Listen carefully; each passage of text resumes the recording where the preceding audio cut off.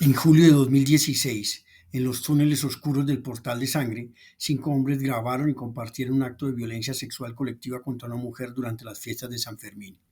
Sí, la grabación, el silencio inicial, la impunidad percibida y la sentencia de 2018 que calificó los hechos como abuso y no como violación, dizque por ausencia de violencia o intimidación, desencadenaron una ola de protestas que sacudió a España. Sí, todo fue un caos, un grito contra una justicia que parecía desconocer el terror del abuso de poder, del acoso en grupo, del cuerpo como territorio invadido. Finalmente, después de ese estallido social, los hombres fueron condenados a 15 años de prisión. Cabe anotar que inicialmente solo recibieron una condena de 9 años con libertad vigilada.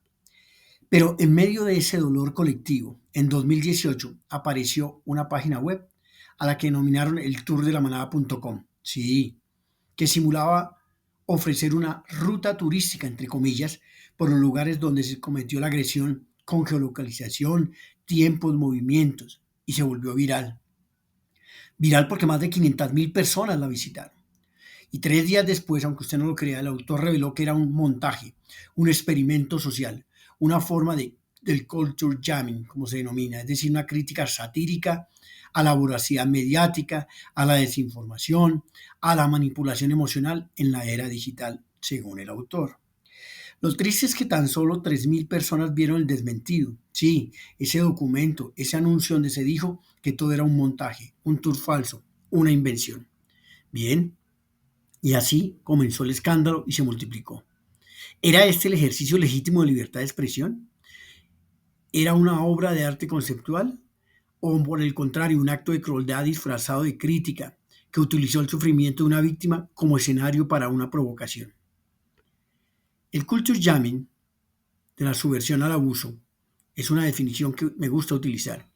Porque cuando el dolor de una víctima se convierte en material de experimentación, la pregunta no es solo si se podía, sino si se debía.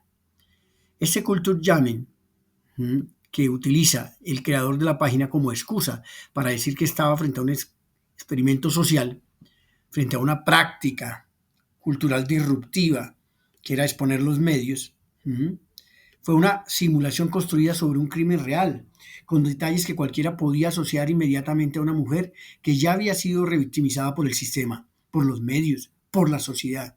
Y aunque el nombre no se mencionó, la geolocalización, el contexto, el título, todo apuntaba a ella sin lugar a dudas.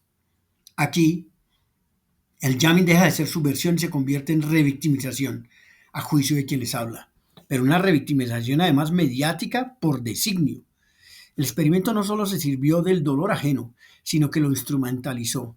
Y eso, por más que se vea, y desde mi punto de vista, no es arte o crítica social. Es éticamente inaceptable. Ahora bien, la libertad de expresión es un derecho fundamental. Sí, nadie lo niega. Es el oxígeno de la democracia, pero por supuesto, pero no es un derecho absoluto. Está limitado por otros derechos igualmente fundamentales. El derecho a la intimidad, a la dignidad, a la integridad moral, a no ser objeto de humillación o exposición no consentida, agrego.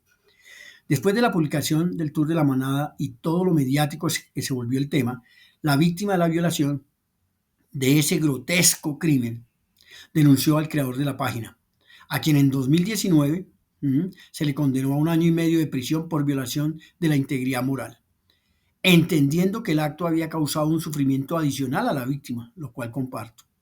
Fue una decisión valiente, aunque impopular en los denominados artísticos o libertarios, como se autodenominan.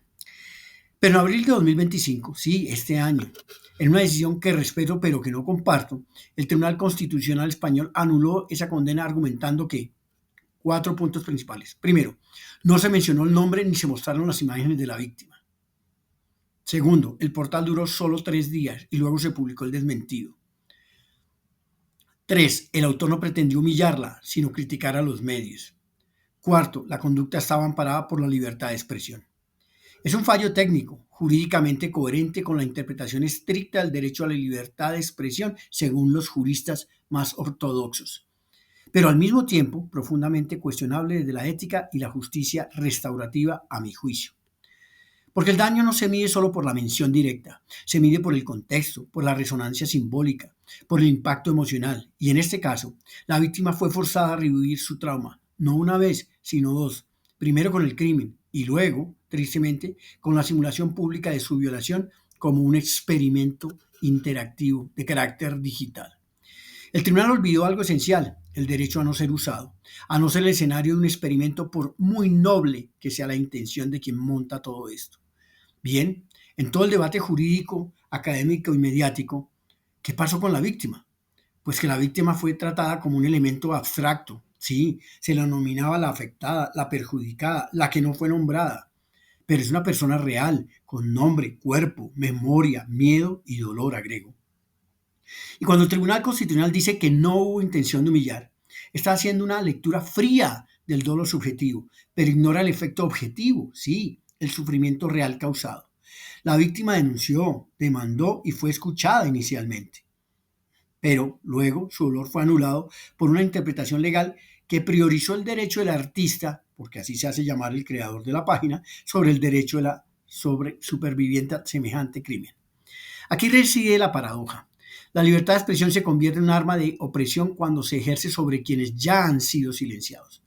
La víctima no pidió ser parte de un experimento, no dio nunca su consentimiento y sin consentimiento cualquier crítica social que se alimente de su trauma se convierte en una forma de violencia simbólica, tan real como la primera, quiero agregar.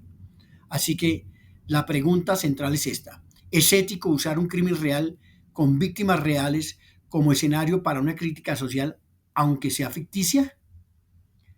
A mi juicio la respuesta debe ser un rotundo no, salvo en casos excepcionales con consentimiento explícito y con un marco ético y riguroso. Efectivamente, el culture jamming puede ser poderoso, sí, cuando se ejerce sobre estructuras, pero no sobre personas. Criticar a los medios, al sistema judicial, al patriarcado, válido, sí, hacerlo, pero utilizando el cuerpo y el trauma de una mujer sin su permiso, a mi juicio, no lo es. Hay formas de criticar la voracidad mediática sin recrear la escena de un crimen sexual. Sí. Ahora bien, este caso revela una grieta en la cultura contemporánea, la creciente desconexión entre la intención artística y la responsabilidad ética. Y esto que estoy diciendo es de una gran relevancia. Hay una tendencia, especialmente en ciertos círculos de arte conceptual, a celebrar la provocación como virtud en sí misma, lo cual no comparto. Su lema es, si causa reacción, es valioso. Pero esta lógica es profundamente peligrosa cuando se ejerce sobre cuerpos vulnerables. Ahora bien, la ética del cuidado, desarrollada por filosofías o por filósofos más bien como Carol Gilligan, nos recuerda que las decisiones morales no deben basarse solo en principios abstractos, como la libertad, sino en las relaciones humanas, en el impacto concreto sobre los demás. Desde esta perspectiva, el tour de la manada no fue un acto de valentía, no, fue arrogancia ética. La creencia de que alguien puede usar el dolor ajeno como herramienta para eliminar verdades sociales sin asumir la responsabilidad de las consecuencias. Ahora, alguien me dirá, pero es muy fácil criticar, ¿y qué propuestas hay? Bueno, claro que las hay. No propongo censurar el arte ni limitar la libertad de expresión, y quien esté pensando que estoy en favor de algo como eso está totalmente equivocado y no ha entendido que, por el contrario, desde Conexión Consciente somos unos grandes defensores de la libertad de expresión, pero con responsabilidad. ¿Qué proponemos? Que se siga un marco ético mínimo para prácticas como el culture jamming. ¿Con cuáles? Con 5 principios básicos. Primero, no usar casos reales de violencia sin consentimiento explícito de las víctimas. Segundo, diferenciar claramente entre la ficción y la realidad, pero desde el principio y sin ambigüedades. Tercero, priorizar el impacto emocional sobre la intención artística. Cuarto, incluir mecanismos de reparación si se causa daño, incluso si ese daño se causó de manera involuntaria. Y quinto, evitar la simulación de actos de violencia sexual, especialmente en contextos de revictimización.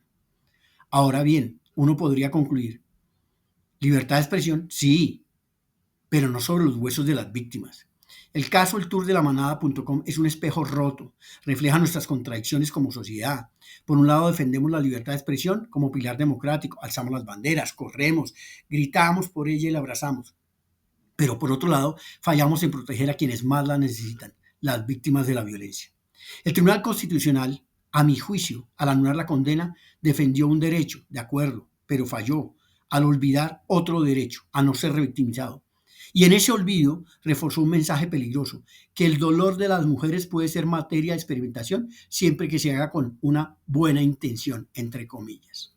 No, el dolor a mi juicio no es un campo de pruebas. La indignación no es un recurso para arte efímero o para prácticas o experimentos sociales. Y la libertad de expresión no debe construirse sobre la dignidad quebrantada de quienes ya han sufrido demasiado.